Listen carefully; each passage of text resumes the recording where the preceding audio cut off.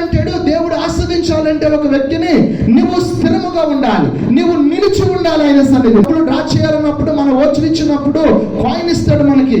ఆ కాయిన్ ఇచ్చినప్పుడు ఏం చెప్తాడంటే వేచి ఉండండి, మనల్ని పిలుస్తాడు. ఆ నెంబర్ ప్రకారంగా నీకు ఇచ్చిన నెంబర్ ఏదైతే ఉందో అది పిలుస్తాడు. పిలిచేదాకా నువ్వేం చేయాలి? నిలిచి ఉండాలి అక్కడ. లేదండి నాకు అంత టైం లేదండి, నాకు అంత పని లేదండి, నేను వెళ్ళిపోతాను అంటే ఏమంటాడు? వెళ్ళిపో, అవసరం లేదు. డ్రా చేసుకుంటాకు వచ్చావు, డబ్బులు పొందుకునేంత వరకు ఏం చేయాలంటే నిలిచి ఉండవలసిందే.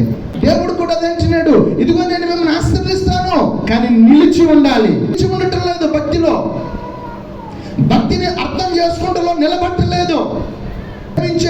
ఎవడును కూడా దేవుని సముఖమున నిలబడలేడు. హల్లెలూయా. అంటే ఒక మాటలో చెప్పాలంటే సాతాను తన క్రియల ద్వారా ఏ వ్యక్తిని ప్రభావితం చేస్తుందో ఆ వ్యక్తి దేవుని స్థలములో నిలబడలేడు. ప్రారంభిస్తే అలా నిలబడటం ప్రారంభిస్తే నిలబడిన నీ జీవితంలో ఆయన సన్నిధిని నిలుచు వారిని ఖచ్చితంగా దేవుడు ఆశీర్వదిస్తారని చెప్పిన దేవుడు.